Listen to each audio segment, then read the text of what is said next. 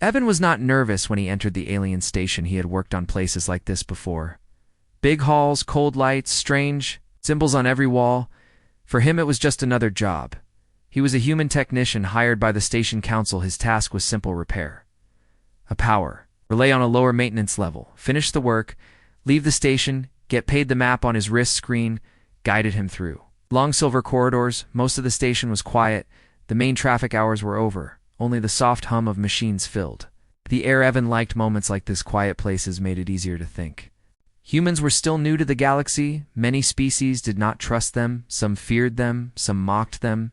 Evan did not care. He fixed things machines did not. Judge, he followed the map until it suddenly flickered. The signal jumped, then corrected itself. Evan frowned. The relay room should be close, but the hallway ahead looked different.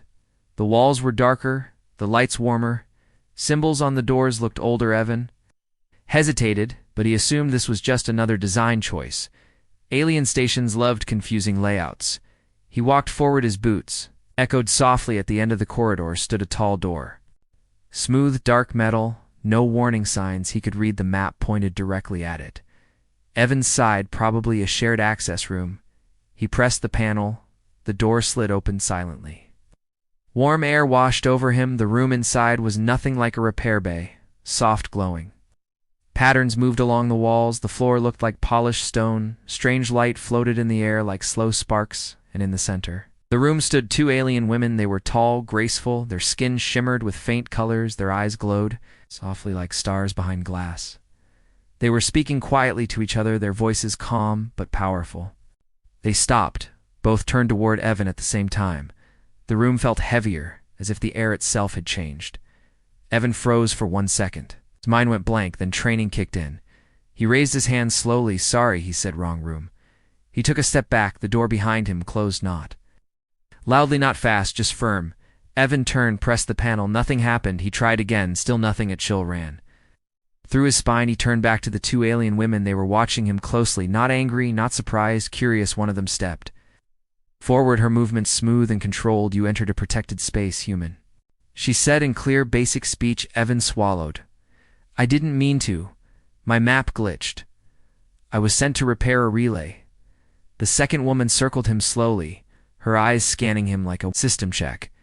Accidents do not happen here, she said. Evan forced himself to breathe slowly. He had faced hostile aliens before. This felt different, more dangerous. Please open the door, he said. I will report the error. The first woman shook her head slightly. You cannot leave, she said. Evan's heart began to pound. Is this some kind of security issue, he asked. I can wait. While you call station command. The second woman stopped in front of him. There is no higher authority here, she said. This room exists outside normal command. Evan realized something was very wrong. He looked around. Again, no visible weapons, no guards, just them and him. What is this place, he asked. The two women exchanged a glance. This is a chamber of evaluation. It's a first set evaluation of what Evan asked of those who arrive. The second replied. Evan felt a knot form in his stomach. Humans were evaluated everywhere. Most tests were political, military, economic. This felt older, deeper. I didn't choose to come here, Evan said. Choice is not always required, the first woman answered. The lights in the room dimmed slightly. The walls pulsed. Evan felt like the station itself was listening. Who are you? He asked. Quietly, we are Watchers, the second said. Guardians of thresholds. Evan had heard rumors, ancient beings, systems older than empires. He never believed them until now. The first woman stepped closer, her eyes fixed on his. Humans were not expected yet, she said. Yet, Evan repeated. You were early, the second said. Early for what? Evan asked. The first woman raised her hand. The room shifted. Symbols appeared in the air, images of stars, worlds, battles, the rise and fall of species. This chamber decides, she said. Who shapes the future? Evan's mouth went dry. I just fix machines, he said. The second woman looked almost amused. And yet you are. Here Evan realized the truth. Leaving was not a choice. Not yet. What happens now, he asked. The two women stood side by side.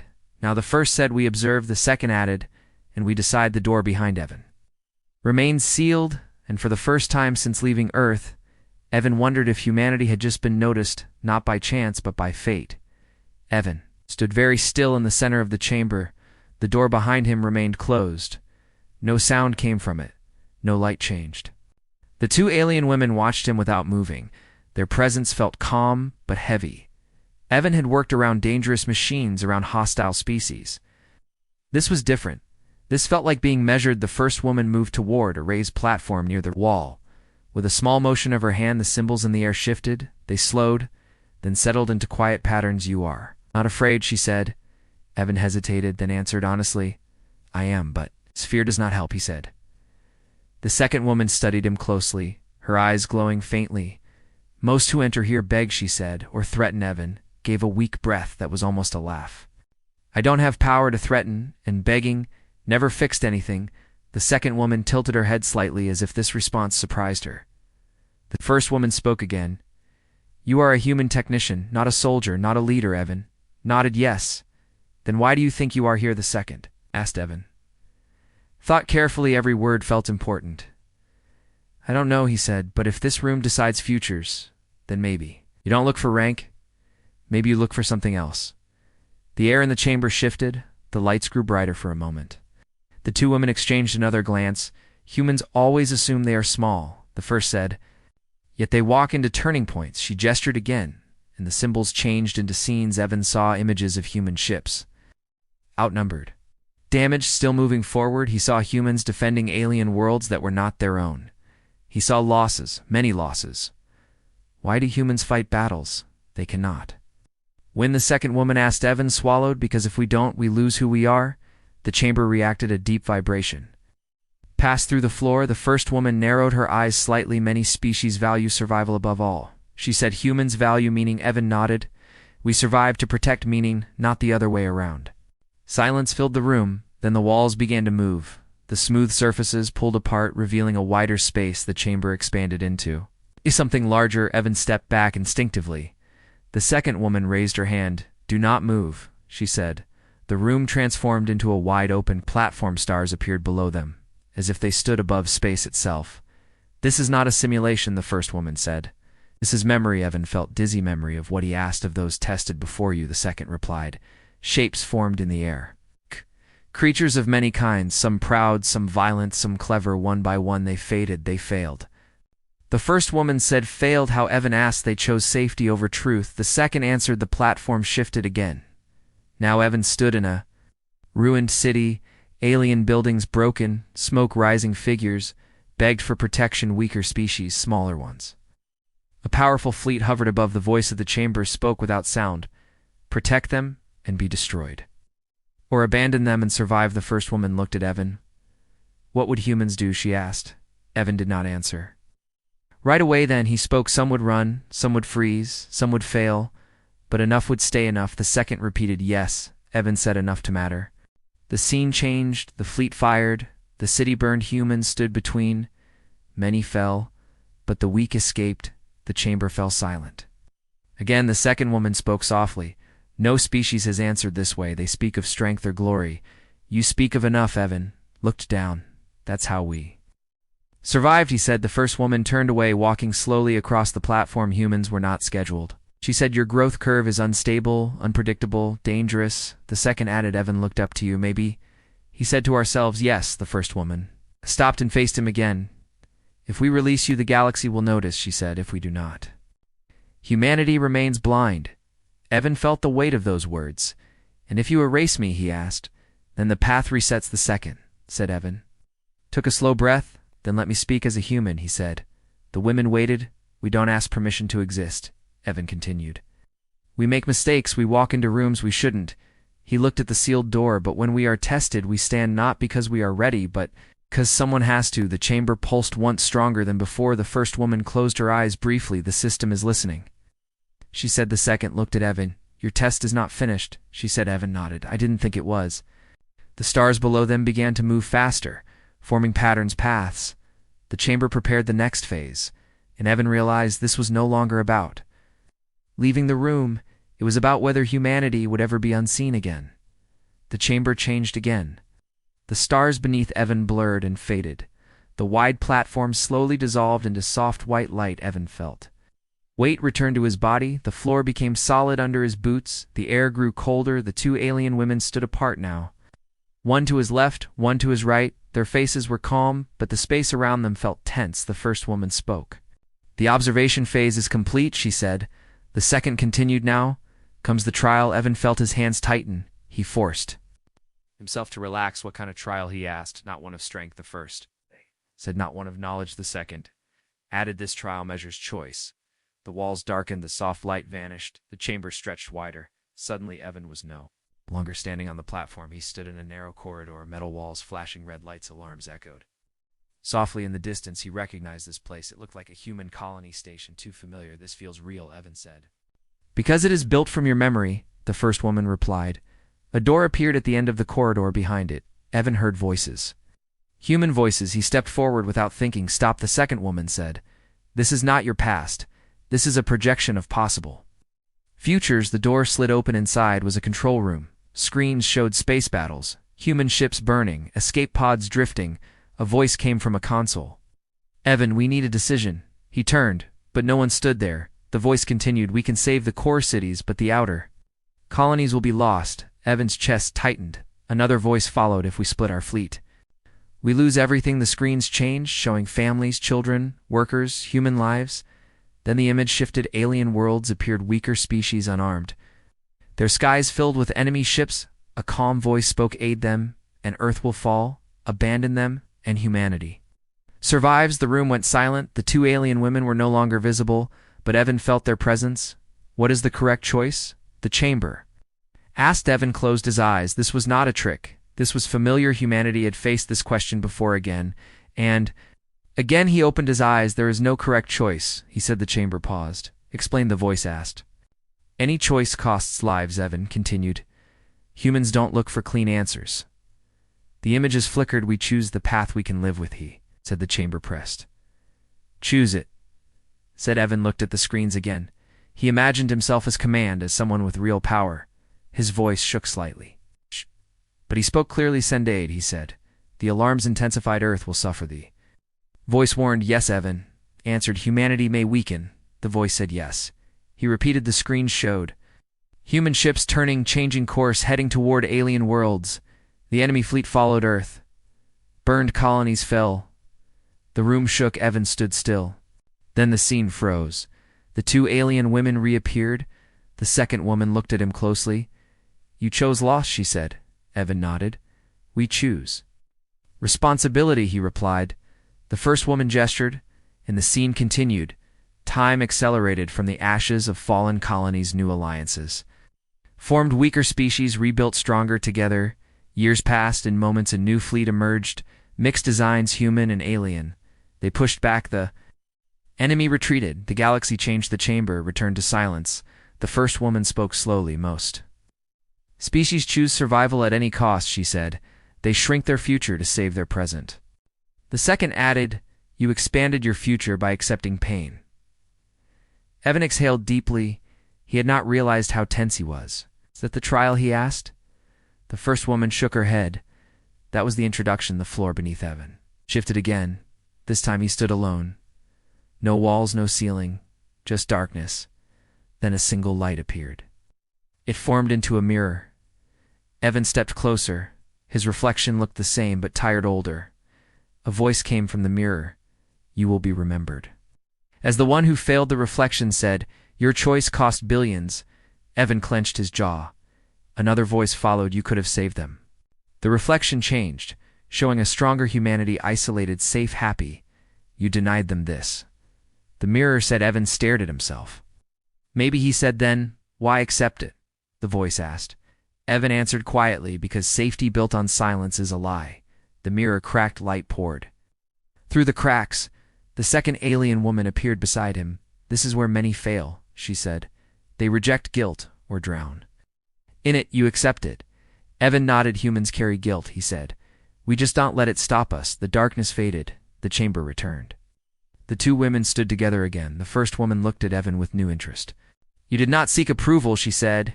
"You did not demand reward," the second added. "You answered as a species, not an individual." Evan shrugged slightly. "That's how we survived." The chamber pulsed, a deeper, stronger pulse than before. Ancient systems awakened far beyond the station. The first woman spoke softly. "The galaxy will feel this," she said. The second looked at Evan. Your presence here can no longer be erased. She said. Evan felt a strange mix of pride and fear. What happens now? He asked. The two women turned toward the darkness. Forming behind them now, the first said, "We test whether humanity understands power." The light dimmed again, and Evan realized the first trial was not meant to judge him. It was meant to announce humanity to the stars. The darkness did not vanish this time. It pressed closer, thicker, as if the chamber itself was breathing. Evan stood still, his arms heavy, his thoughts slow. The two alien women did not speak right away. They watched him as if waiting for something inside him to break. Then the floor beneath Evan shifted again. This time he did not feel motion, only change. The darkness peeled back, revealing a wide-open field, not space, not a station. It was Earth, or what Earth could become. Cities stretched across the horizon, tall towers, bright skies, no signs of war. People moved calmly, children laughed, machines worked silently. Evan felt a sharp pain in his chest. "This is not real," he said quietly. "It is possible," the first woman replied. The second woman stepped forward. "This future exists if humans choose control," she said. The scene changed. Human ships filled the sky, far larger than any fleet Evan had seen. Alien worlds below them, not destroyed but quiet order. Forced humans stood above councils, above laws. Peace through command, no more threats, no more fear. Evan watched humans give orders. Alien species obey, no resistance. "This is power," the first woman said. Evan felt sick. Another image appeared. A human officer turned away. "Refugees." An alien child cried. The officer did not look back. Evan clenched his fists. "This is not peace," he said. "It is stability," the second woman replied. "Stability built on silence," Evan answered. The women did not correct him. The scene shifted again now. Evan saw another path. Humanity weaker, but surrounded. Alliances formed through trust, not fear. Losses still happened. Wars still came, but choices were shared. Why choose pain when control exists? The first woman asked. Evan looked at the two futures, his mind racing. "Because control breaks us," he said. "Explain." The second said. Evan took a breath. "Humans change," he said, "when we believe we are right forever. We stop listening. We stop learning." He gestured toward the controlled future. "That path ends in rebellion, in hatred, in endless force." The chamber reacted. The images trembled. The first woman said. "They always do," Evan replied. The second woman studied him closely. "Humans fear becoming what they fight." She said. "Yes," Evan answered. The images faded, the field dissolved, the chamber returned, but now the walls were marked with symbols older, deeper. "This is the true test," the first woman said. The second continued. "Power reveals intention." Evan felt the room press inward. "If humanity gains influence," she said, "will they lead or rule?" Evan did not answer right away. He remembered stories, Earth history, empires, ruins. He spoke slowly. "We will try to," Lady said. "Try," the first repeated, "and fail sometimes." Evan added. The second woman tilted her head. "Failure is costly," she said. "Yes," Evan agreed. The chamber pulsed. Then the walls opened. Beyond them stood countless figures, not physically but as presence. Observers, galactic minds, ancient watchers. They were listening. The first woman raised her voice. "The human has chosen restraint," she said. Murmurs moved through the chamber. A question formed in the air. What gives humans the right? Evan stepped forward before the women could speak. "Nothing," he said. The chamber stilled. "We do not claim the right," he continued. "We claim the responsibility." Another presence pressed forward. "Responsibility fades, power remains." Evan nodded. "Then judge us when it does," he said. The chamber vibrated deeply. The second woman spoke. "Humans accept judgment," she said. "Rare." The observers withdrew slightly. The first woman turned back to Evan. "There is one final weight," she said. Knowledge. The symbols around them shifted, forming streams of data. "History's weapons, weaknesses. If you leave," she said. "This knowledge follows." Evan felt overwhelmed. "You could prepare humanity," the second said, "or doom others." Evan closed his eyes. "You already know my answer," he said. "Say it." The first replied. "We will not use knowledge to dominate," Evan said, "only to defend the chamber." Pause. "Defense is subjective," the observers whispered. "Then hold us accountable," Evan answered. Silence, long, deep. Then the chamber pulsed one final time. Approval was not spoken. I felt. The first woman stepped closer. "You have passed the weight," she said. The second added. "But the cost remains." The sealed door behind Evan appeared again, slowly unlocking. "You will return," the first woman said, unchanged. but humanity will not. Evan turned toward the door. He stopped. "Will you watch us?" he asked. "Always," the second woman replied.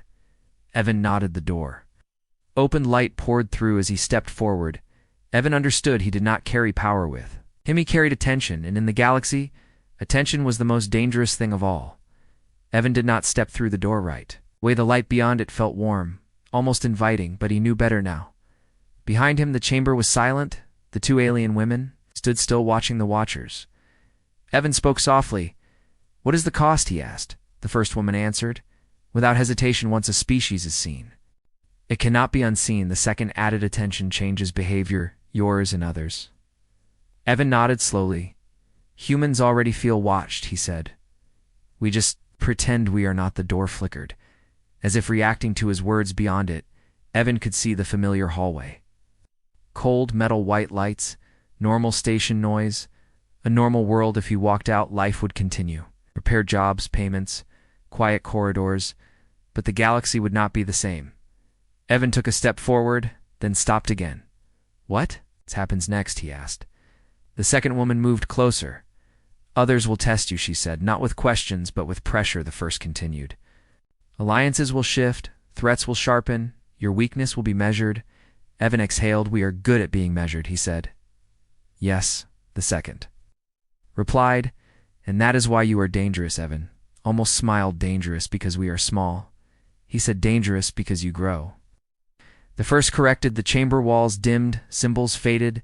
The observers were gone, but their presence lingered. "Will humanity know?" Evan asked. The first woman shook her head. "Not today," she said. The second added, "Knowledge spreads slowly through events, through reaction." Evan understood humans would not wake up tomorrow knowing, but they would feel it in small changes. And new doors opening and old doors closing. Evan stepped closer to the exit. "One last question," he said. The two women waited. "Why me?" he asked. The first woman answered, "Because you did not ask to matter." The second said, "Because you accepted consequence without control." Evan nodded. Then, "I hope we deserve it," he said. The door fully opened. Sound rushed. In station hum footsteps. Far away life. Evan took one step, then another. The light swallowed him. The door closed behind him. The chamber vanished. Evan stood alone in the corridor. His wrist screen flickered back to life. Power relay location confirmed. It read. He stared at it for a long moment, then he laughed quietly. "Of course," he said. He walked toward the relay room, tools steady in his hands. The repair was simple. A loose conduit. A worn node. 10 minutes later, the system stabilized. Green lights returned. Job complete. No alarms. No guards, no questions. Evan left the maintenance level, rode a lift upward. On the way, he noticed something strange. An alien officer looked at him, then looked again. Not hostile, not curious, concerned. The lift doors opened. Evan stepped out. The station felt the same, but not quite. Screens showed news updates, minor conflicts, small movements of fleets. Nothing dramatic. Yet Evan returned his tools, signed off his work, payment transferred. As he walked toward the docking bay, a message appeared. On a public channel, human trade delegation requested early access. That was new. Another message followed.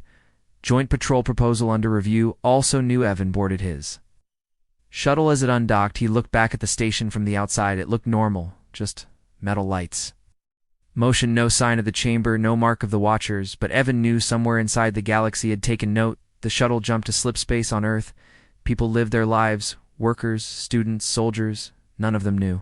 But in distant systems, ancient records updated. Humanity's status changed from emerging to observed, from minor to potential.